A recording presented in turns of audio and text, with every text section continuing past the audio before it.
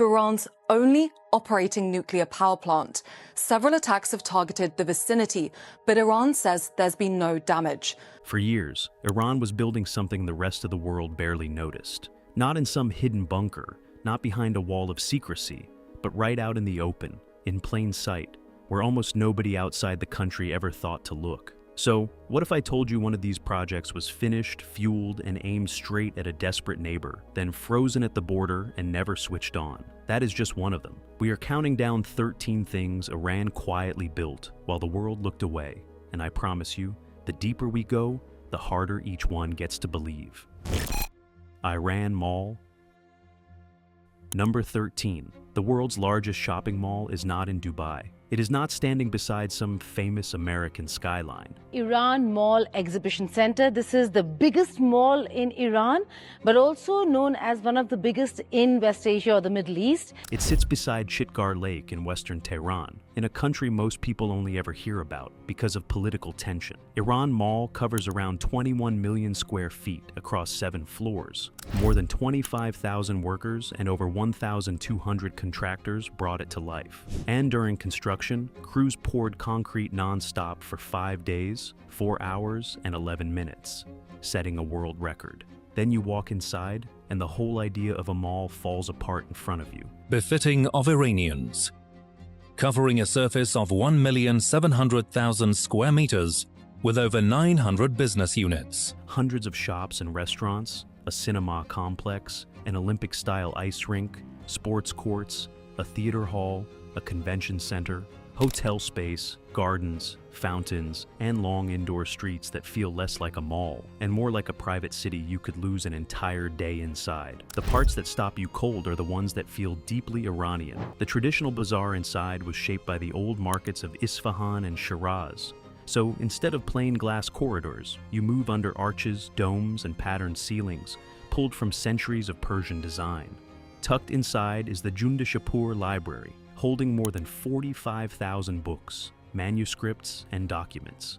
A few steps away, a mirror hall glows with the tiny reflective pieces Iran is famous for.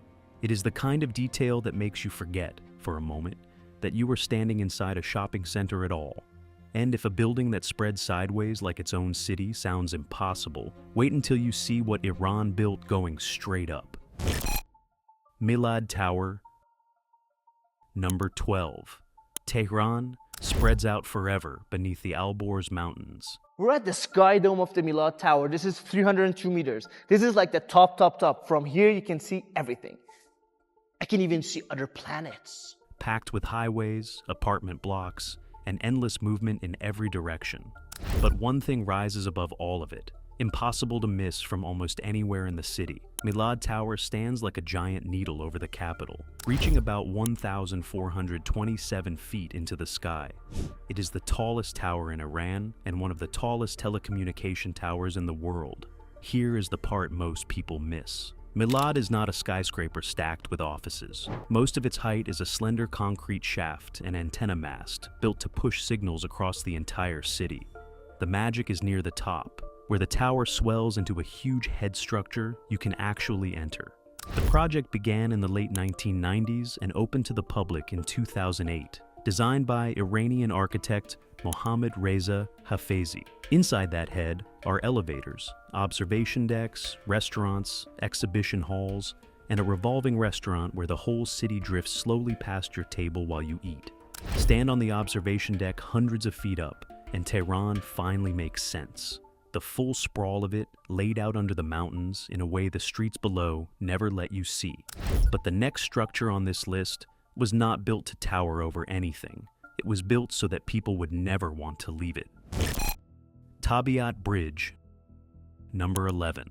In northern Tehran, 2 green parks sit on opposite sides of a roaring highway. Between them runs Modarres Highway, all traffic and noise. Most cities would throw up a plain pedestrian bridge and call it done. Iran built something people now visit even when they have nowhere to be on the other side. It is called Tabiat Bridge, which means nature bridge. The idea came from Layla Aragian, an Iranian architect who was just 26 when she designed it. It was her first major project, and it does not behave like one. Her concept was simple and a little rebellious. A bridge should not only carry you across a gap, it should make you want to stop in the middle and stay. It runs about 886 feet long, and it refuses to travel in a straight line. It curves, so the view shifts as you walk. The path widens into open landings, then pulls back in until crossing it feels less like beating traffic and more like wandering through a park floating over the deep road. 3 enormous tree-shaped columns hold it up, their steel branches spreading into the frame. About 2,200 tons of steel that somehow reads as light as a canopy. From below, it looks like a steel tree has grown over the highway. In 2016, it won the Aga Khan Award for Architecture, one of the most respected prizes in the world. A 26-year-old pulled that off. Now, go back almost 100 years to something far less delicate and far more brutal. Trans-Iranian Railway number 10. Long before the malls and the towers, Iran forced a railway across some of the cruelest land in the country. The Trans-Iranian Railway ran from the Persian Gulf all the way to the Caspian Sea, clawing through mountains, valleys, rivers, and steep passes that looked flatly impossible for trains. Construction began in 1927 and finished in 1938, about 866 miles linking the far south to the far north, straight through the country's spine. What makes it stagger you is the difficulty. Crews cut through solid rock and threaded the track along slopes where a straight line would have killed everyone on board. The line needed 174 large bridges, 186 small bridges, and 224 tunnels, including 11 spiral tunnels that loop inside the mountains, so a train can climb without tipping into a deadly grade. Picture standing on the Veresk Bridge in the Alborz Mountains, a single arch flung across a valley so deep the train looks like it is riding on open air. Then the world came for it.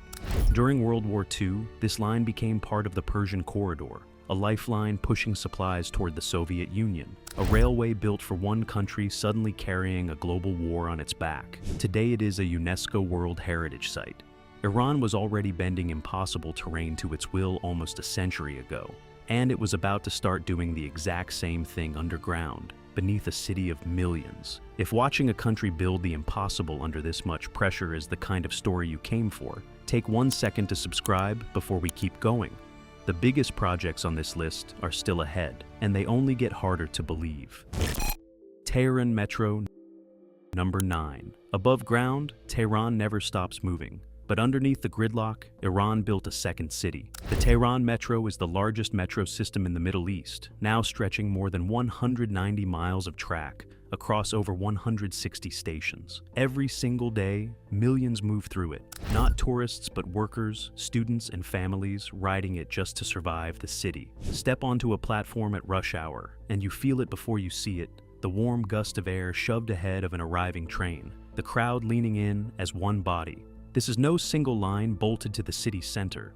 The network reaches across Tehran and out toward neighboring cities like Karaj, cutting through the heart of the capital and running on toward the suburbs, the terminals, and the airport, because Tehran is far too big and too crowded to trust the roads. Down there, the stations refuse to feel like forgotten tunnels. Many are wide and bright, with high ceilings, tiled walls, and Persian patterns that turn a train stop into something closer to a public hall. Some of them are genuinely beautiful, the last thing you expect to find at the bottom of an escalator off a chaotic street. And the most stubborn part is that it kept growing while sanctions choked the supply of trains, parts, and modern equipment.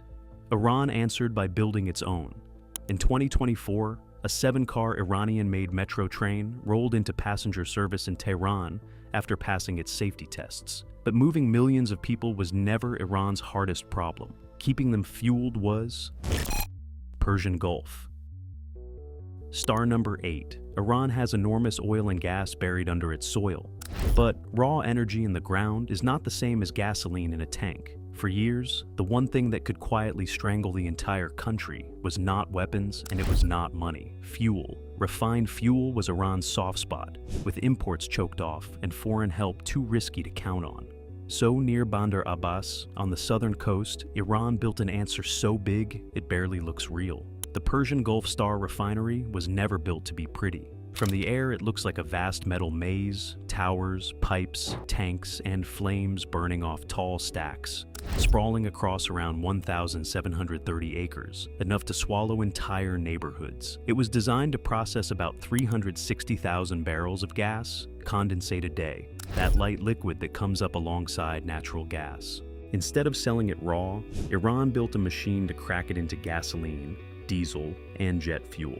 That one decision rewrote the country's fuel story. Today, the refinery pours out around 12 million gallons of gasoline a day, enough to keep an entire nation in motion without begging anyone for a drop. And understand what that solved. A country that cannot make its own fuel can be brought to its knees without a single shot fired, just by closing the taps from the outside. Iran stared at that weakness and built its way straight out of it. Iran could finally fuel itself. The next problem was how to plug itself into the rest of the world. Chabahar Port. Number 7. On Iran's southeastern coast, far from the crowded Persian Gulf, the port of Chabahar stares straight out at the Gulf of Oman and the open ocean. That position is the whole point. Ships bound for Chabahar do not have to thread deep into the Persian Gulf. They sail in from the wider Indian Ocean, linking Iran to trade routes running toward India, Afghanistan, and Central Asia. The heart of it is the Shahid Beheshti terminal, where cranes, container yards, and trucks turn the shoreline into a non-stop machine of ships arriving and goods pushing inland. Its first major phase lifted capacity past 10 million tons a year, with long-term plans reaching much higher. And think about what that one stretch of coast really solves.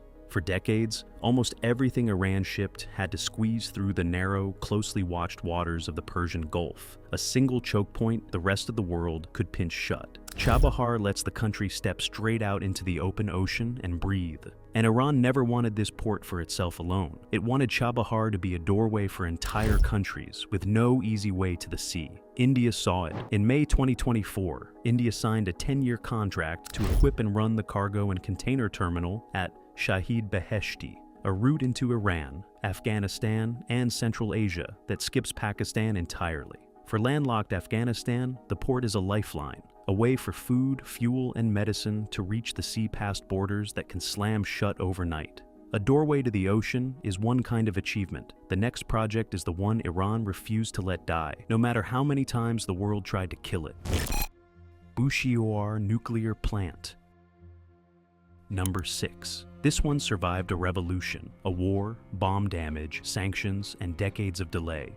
And Iran still would not walk away. The Bushehr nuclear plant sits on the coast beside the Persian Gulf. Work began back in the 1970s with German involvement, when Iran wanted nuclear power as part of its future. Then the revolution hit. The German builders left, the project froze, and a future power station turned into a half-finished shell, rotting by the sea. Then the Iran-Iraq war came, and the site was struck during the fighting, leaving it damaged and its future in serious doubt. For years, it stood as a monument to something Iran had started and could not finish. A reactor that needed foreign skill, foreign parts, and a trust the country no longer had. And still, it refused to abandon it. In the 1990s, Russia stepped in to finish the reactor. Slow and difficult work watched closely by the entire world, because in Iran's case, every bolt carried political weight. After endless stops and restarts, Bushehr finally became Iran's first commercial nuclear power plant. Bushehr Unit 1 now feeds about 1,000 megawatts into the national grid,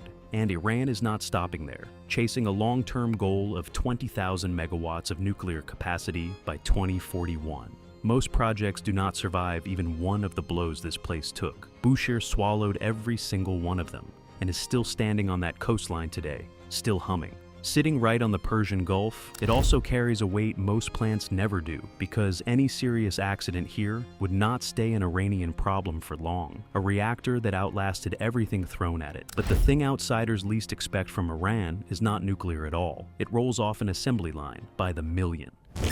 Iran's car industry. Number 5.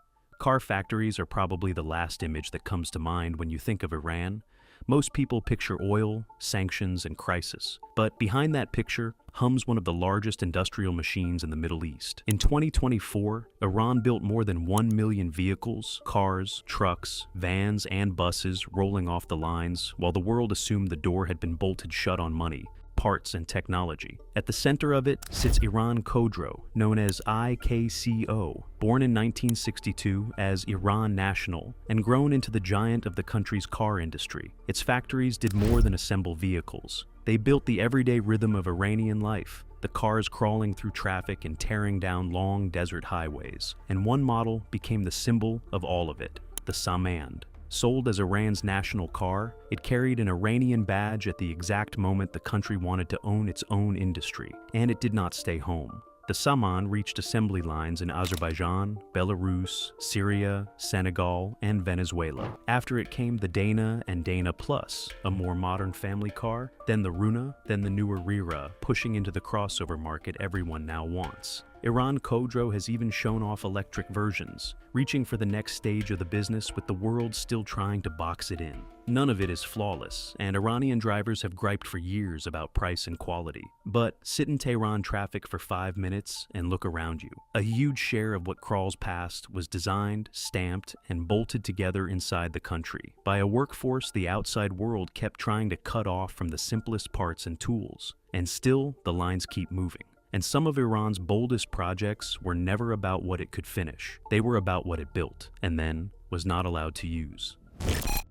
Iran-Pakistan Pipeline Number 4. On one side of a border sits Iran, holding some of the largest gas reserves on the planet. On the other side's Pakistan, bleeding through years of energy shortages, blackouts, and rising demand. Between them lies a pipeline meant to carry Iranian gas straight into Pakistani homes, factories, and power plants. They called it the Peace Pipeline. The deal was signed in 2010, a 25-year supply agreement. The full route designed to stretch about 1,180 miles, roughly 715 inside Iran and about 485 inside Pakistan, built to push 750 million to 1 billion cubic feet of gas every single day. The gas would come from South Pars, the colossal field Iran shares in the Persian Gulf, one of the greatest energy prizes on Earth. Iran wanted to turn that buried fortune into regional power, fuel flowing across a border into a neighbor desperate for it. So, here is the gut punch.